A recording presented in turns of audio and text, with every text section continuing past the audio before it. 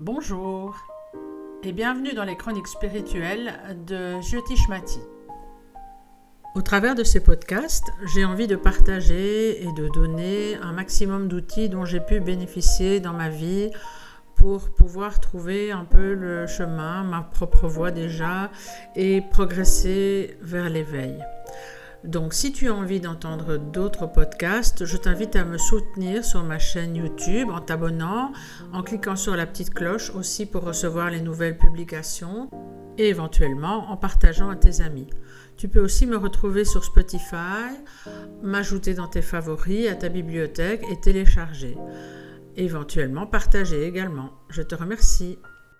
Donc je reprends pour vous dire que c'est vraiment important de penser à soi, de faire des choses pour soi. Et parfois, comme c'est le cas quand on arrive au burn-out, malheureusement, il faut en arriver là pour le faire et ça c'est bien dommage.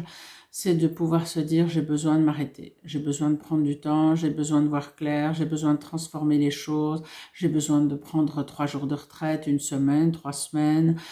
De déterminer en fait cet espace dont on va avoir besoin pour pouvoir comprendre ce qui s'est joué dans une interaction, dans un miroir, dans une histoire de vie, pour pouvoir se transformer, prendre les bonnes décisions. Donc ça peut être de prendre un peu d'espace, quelques minutes, à prendre une période d'arrêt ou en tout cas une période de retrait par rapport à certaines de ces activités. Ce qui est important aussi, c'est que on a tendance dans notre éducation, la plupart du temps judéo-chrétienne, à se culpabiliser quand on n'arrive pas à se transformer parce qu'on pense avoir résolu quelque chose, que ce soit dans les relations affectives ou dans les relations amicales ou dans notre comportement. Et puis la semaine d'après, on a un nouvel événement qui fait que paf, on se ramasse de nouveau un miroir. Alors plus on va être conscient, plus on va rapidement ressortir et remonter, et plus on va entrer dans cette forme de spirale qui fait que le conflit va diminuer et progressivement se résoudre. Mais il y a toujours l'instant premier. L'instant premier, quand on a eu une part de soi qui s'est construite enfant en réactivité à quelque chose, il va toujours exister. Moi, de toute ma carrière, des coachs que j'ai pu avoir et de ce que j'observe depuis des années en consultation individuelle chez mes clients, les gens qui viennent me consulter, c'est que on peut se transformer, on peut ne plus souffrir d'une situation, mais qu'on va toujours avoir ce petit effet miroir, ne serait-ce que l'instant de la première respiration. Donc, dans le deuxième souffle, hop, ah oui, non, c'était juste un miroir. Donc là, c'est OK, je ne vais pas tomber dans le piège. Ça, c'est une chose importante. Si on n'arrive pas à se changer, eh bien c'est OK aussi. Si on n'arrive pas à se transformer, si on continue à souffrir par rapport à une situation qui est difficile, c'est OK aussi. Parce que dès que vous entrez dans il faut ou je dois absolument changer cette manière de réagir face à telle ou telle personne ou telle situation qui me stimule trop fort, vous vous mettez une obligation. Donc directement derrière, il y a une pression. Donc directement, il y a un stress qui va être négatif et qui va nous empêcher tout bonnement de nous transformer puisqu'on ne peut pas être dans l'acceptation quand on est dans une forme de résistance. Donc ça, c'est important de pouvoir l'intégrer. Quand on ne peut pas non plus parfois changer une situation, quand on ne peut pas changer les autres, on peut changer d'autres, on change d'environnement. Moi, ça m'est arrivé plusieurs fois dans ma vie de devoir le faire et tout récemment, j'ai compris pourquoi. Enfin, après 30 ans de carrière, je vivais des situations toujours récurrentes dans lesquelles je finissais par devoir sauver ma peau, fuir, quitter une situation pour parfois carrément changer de métier parce qu'il y avait énormément de souffrance. C'était simplement parce que justement, je ne pouvais pas accepter de laisser sortir et de m'affirmer et de laisser sortir ma puissance personnelle parce que dans mon éducation, ça ne se fait pas.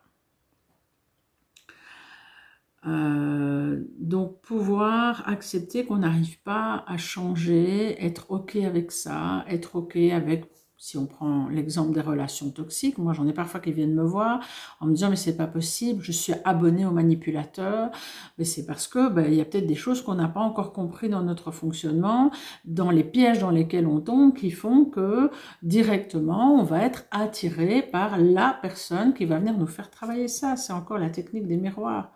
Une fois qu'on est vraiment conscient de ça, ça va quand même se passer, on va quand même être confronté parce que la vie nous teste, parce que c'est comme ça, et que on va être à nouveau confronté à la personne manipulatrice. Et puis un jour, on va se dire, tiens, il y a tous mes warnings qui s'allument, attention, j'ai dit plus jamais ça, c'est en train de se passer, je veux pas un comportement comme ça, c'est en train de se passer, et puis on va observer un tas de choses comme ça, et bien on va avoir à un moment donné, et là on pourra dire je suis fière de moi, j'ai dit non à une relation parce que je sentais que c'était pas ok pour moi et que j'allais encore souffrir dans cette relation, mais parce que tout simplement cette personne va systématiquement toucher là où ça ne me convient pas, agir comme ça ne me convient pas, comme ça ne me correspond pas. Donc on apprend à se connaître et à se respecter en prenant ses temps pour soi, en se faisant coacher, en comprenant les miroirs qu'on a en face de soi. On est aussi, en tant qu'être humain, toujours en recherche de perfection. Donc ça fait que les gens choisissent quelque chose, alors que ce soit de venir en consultation pour un problème, ou les gens même qui demandent, encore hier j'ai une dame qui me dit je vous achète une pierre, j'espère au moins que ça va fonctionner, je reviendrai vous dire si ça a marché ou pas. Déjà rien que dans la voix et dans l'intention, je pouvais me dire mais ça peut pas fonctionner, c'est pas la pierre qui va la transformer, la personne, parce qu'il n'y a pas cette prise de responsabilité déjà de changement, et puis il n'y a pas cette acceptation que c'est pas tout ou rien. Donc on n'est pas fondamentalement malheureux ou fondamentalement heureux. On va toujours vivre des situations et avoir des miroirs qui vont pas être forcément confortables ou agréables. Donc on va toujours avoir des sollicitations extérieures parce qu'on vit dans un monde d'humains, parce qu'on croise des gens qui ont plus de conscience, des gens qui ont moins de conscience, des gens qui sont pas forcément au clair avec la bienveillance, etc. Donc on doit accepter qu'il y a cette dualité. On doit aussi accepter intérieurement, alors j'utilise le mot on doit, et puis en même temps ça me heurte en m'entendant le dire, c'est que c'est préférable pour notre santé mentale et notre devenir d'accepter qu'on va continuer à être confronté. Mais à partir du moment où on est confronté mais qu'on ne se sent plus heurté, là on peut se dire tiens, je suis monté à la marche suivante. Ce n'est qu'une marche peut-être, mais j'ai atteint un palier suivant. Il y a quelque chose. Peut-être que 6 mois après, j'aurai oublié que je vais me retrouver sur la marche d'en dessous. Je rebondirai assez vite et il est probable que cette fois-là, je vais sauter 2 ou 3 marches d'un coup. Il faut accepter simplement de vivre le tout, de vivre l'expérience klishta ou aklishta. Donc en yoga, on dit klishta ou aklishta pour dire affligeante ou non affligeante. Donc l'expérience qui va pouvoir nous mettre en joie ou être un peu moins désagréable et l'accepter avec une forme de détachement et de distanciation qui nous permet très rapidement de faire le tri en disant je prends ou je jette, je prends ou je ne garde pas. J'accepte ou je n'accepte pas, je dis oui ou je dis non, mais ça demande vraiment une bonne dose de motivation, par exemple aussi une bonne dose, je vais y arriver, une bonne dose de courage si c'est dans des changements qui incluent ma vie privée, qui incluent ma sécurité, qui incluent mon confort personnel, qui incluent mon travail, etc. Donc il y a un tas de paramètres à tenir en compte qui font qu'il est peut-être préférable d'être doux avec soi-même, d'être tolérant et de s'accorder beaucoup de bienveillance. Laissez l'espace, laissez les choses qui sont justes. Rappelez-vous que nous ne devons rien. Nous ne devons rien aux autres. J'ai envie de conclure là-dessus. On est élevé depuis tout petit à devoir respect à papa et à maman, à devoir remplir nos obligations dans la société, à devoir correspondre à tout ce qu'on attend de nous. Mais ce qui est important dans un processus d'évolution personnelle avant tout, avec bien sûr ces impondérables de ne pas faire de mal aux autres, d'être dans la bienveillance, de toujours revenir à ne pas entretenir de relations malsaines, négatives, d'esprit négatif, de méchanceté, de médisance, etc. On ne doit rien aux autres. À partir du moment où on respecte les autres, on doit avant tout se respecter et se faire respecter.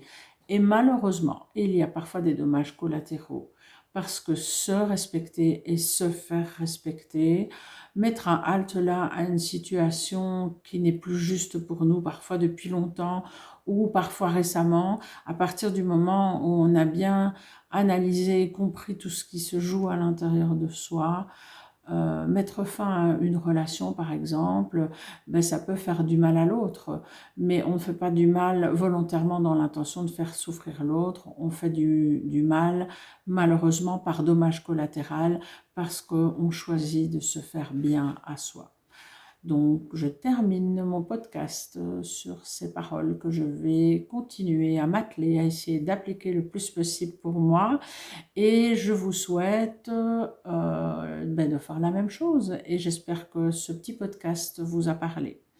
Donc, si vous avez aimé, je vous invite à me soutenir sur la chaîne, que ce soit sur YouTube ou sur Spotify ou d'autres réseaux sociaux, à liker ma publication, à cliquer sur la petite sonnette si vous êtes sur YouTube pour recevoir les nouvelles publications, à partager éventuellement à vos amis si ce podcast vous a parlé et surtout à vous abonner parce que plus j'aurai d'abonnés sur ma chaîne et plus j'aurai la chance, grâce à vous, d'avoir de la visibilité et plus j'aurai aussi bien sûr forcément la motivation de vous donner un peu, de vous partager tout ce que j'ai envie de donner depuis des années, qui me tient à cœur et tout ce qui, moi, m'a permis d'arriver là, j'ai même de l'émotion en vous le disant, d'arriver là où je suis maintenant, grâce à tellement de gens qui m'ont aidé, que j'ai pu écouter, que ce soit à travers des podcasts ou à travers des consultations individuelles, des formations, des coachings, etc. Je vous souhaite une bonne continuation et je vous dis à bientôt. Je vous remercie et vous dis à bientôt. Je vous informe aussi que vous pouvez retrouver les chroniques de Jyotish Mati, qui sont des podcasts et des vidéos accessibles via Spotify, YouTube et d'autres canaux, et sont un accompagnement dans la voie spirituelle et l'évolution personnelle. Il est possible aussi d'accéder à notre plateforme en ligne, dont vous trouvez le lien ci-joint.